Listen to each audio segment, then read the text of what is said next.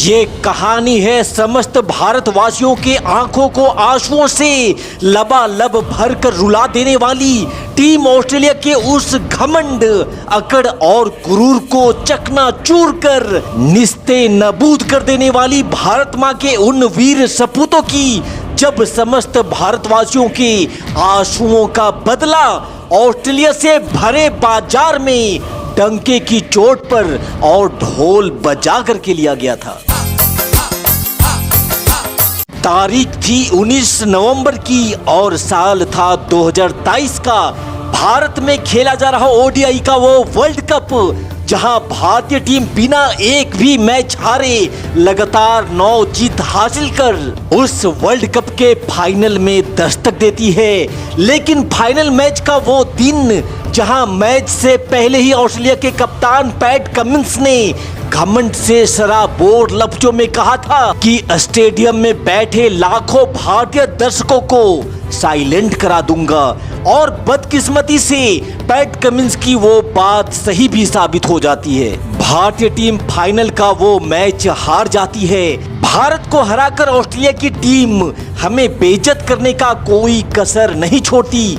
जिस world cup trophy के लिए समस्त हिंदुस्तान में पूजा किया जा रहा था, उस वर्ल्ड कप ट्रॉफी को कंगारू अपने पैरों तले रखकर फोटो खिंचवाकर भारत का जी भर कर अपमान करते हैं। उस दिन से भारतीय टीम के साथ साथ हिंदुस्तान का बच्चा बच्चा कंगारुओं से बदले के लिए बेताब हो चुका था। बदले की इस आग में अगला पड़ाव T20 वर्ल्ड कप का आता है, जहां भारतीय टीम ने फतह का तिरंगा लहराते हुए ना सिर्फ ऑस्ट्रेलिया को हराकर वर्ल्ड कप से बाहर निकाल फेंका, बल्कि फाइनल में साउथ अफ्रीका को हराकर पूरी दुनिया में भारत मां की जय जयकार करवाई। लेकिन कंगारुओं का दिया गया वो घाव अभी पूरी तरह से भरा नहीं था। T20 वर्ल्ड कप को फतह करने के बाद अब बारी 2025 चैंपियंस ट्रॉफी की थी, जहां एक बार फिर से भारतीय टीम नॉन स्टॉप फतह का झंडा गाड़ते हुए बांग्लादेश, पाकिस्तान और न्यूजीलैंड को हराते हुए सेमीफाइनल में दस्तक देती है। लेकिन सेमीफाइनल में एक बार फिर से भारत का रास्ता रोकने के लिए ऑस्ट्रेलिया अपनी पूरी ताकत के साथ खड़ी थी। भारत और ऑस्ट्रेलिया के बीच खेले जा रहे इस रोमांचक मैच का पूरा नजारा मैं आपको दिखाऊंगा। लेकिन आगे बढ़ने से पहले अगर आप टीम इंडिया के सपोर्ट में हैं तो इस वीडियो पे एक लाइक जरूर दीजिएगा और कमेंट बॉक्स में भारत मां की जय लिखना तो बिल्कुल भी मत भूलिएगा। चैंपियंस ट्रॉफी के इस सेमीफाइनल के लिए महफिल सज चुकी थी। वक्त होता है टॉस का, जहां भारतीय कप्तान रोहित शर्मा लगातार 14वीं बार टॉस हार जाते हैं और टॉस जीतकर ऑस्ट्रेलिया की टीम पहले बैटिंग करने का निर्णय लेती है। ऑस्ट्रेलिया के तरफ से खतरनाक ट्रेविस हेड के साथ नए नवेले कूपर कॉनोली ऑस्ट्रेलियाई पारी की शुरुआत करते हैं। यहाँ भारतीय टीम की गेंदबाजी की जबरदस्त शुरुआत होती है और कूपर कॉनोली को बिना खाता खोले ही पवेलियन वापस भी भेज दिया जाता है। लेकिन उसके बाद मैदान पे शुरू होता है द ट्रेविस हेड शो।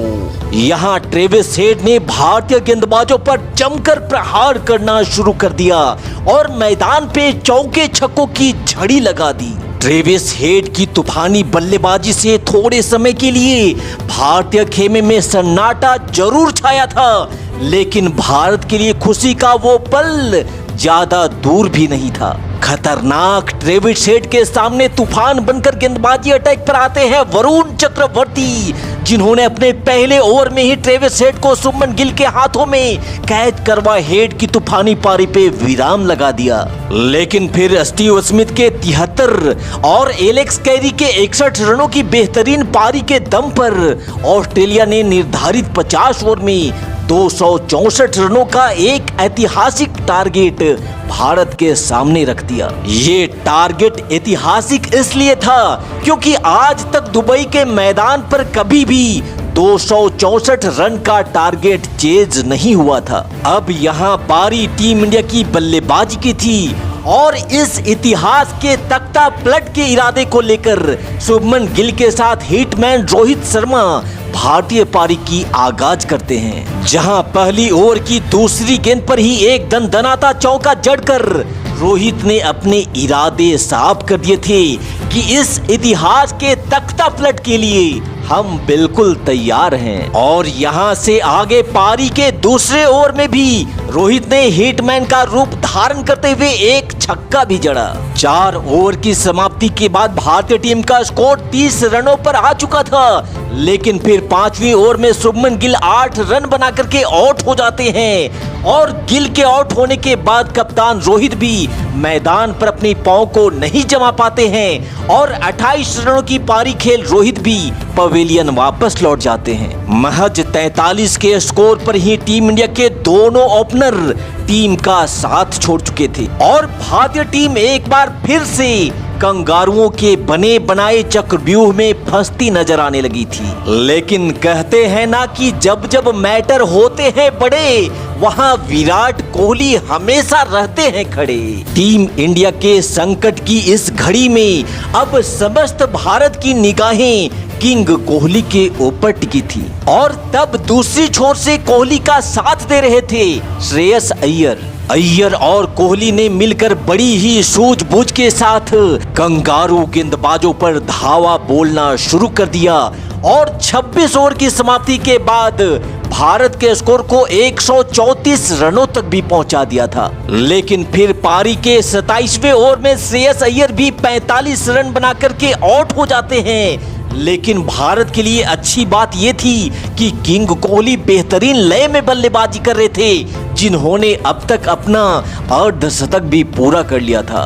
यहां से आगे अक्षर पटेल ने भी कोहली का अच्छा साथ निभाया, लेकिन 178 के स्कोर पर जाते जाते अक्षर पटेल भी पवेलियन वापस लौट जाते हैं और तब कोहली का साथ देने केएल राहुल मैदान पर बल्लेबाजी के लिए आते हैं। कोहली और राहुल ने मिलकर एक बार फिर से मैदान पे रंग जमाना शुरू कर दिया। हालांकि पारी के 43वें ओवर में कोहली भी आउट जरूर हो जाते हैं, लेकिन जाने से पहले 84 रनों की बेहतरीन पारी खेलते हुए विराट ने भारत के स्कोर को 225 रनों तक पहुंचा दिया था। अब टीम इंडिया एक अच्छी और मजबूत स्थिति में थी और यहां से आगे बचा खुचा काम केएल राहुल और हार्दिक पांड्या ने मिलकर पूरा किया और 11 बॉल शेष रहते ही भारत को जीत दिला दी। तो इस तरह से भारतीय टीम के वीर जवानों ने मिलकर ऑस्ट्रेलिया के घमंड को एक बार फिर से निस्ते नाबूद किया और ऑस्ट्रेलिया को चैंपियन ट्रॉफी से बाहर निकाल पुराना हिसाब भी चुकता कर लिया। अब चैंपियंस ट्रॉफी के फाइनल में भारतीय टीम के सामने एक बार फिर से खड़ी थी न्यूजीलैंड की टीम और 2019 ओडीआई वर्ल्ड कप में न्यूजीलैंड से मिली धोनी के आंसुओं का बदला, उसका रंगारंग वीडियो मैं आपके लिए शीघ्र ही लेकर के आने वाला हूं। तब तक के लिए मुझे इजाजत दीजिए। जय श्री राम, जय हिंद, वंदे मातरम।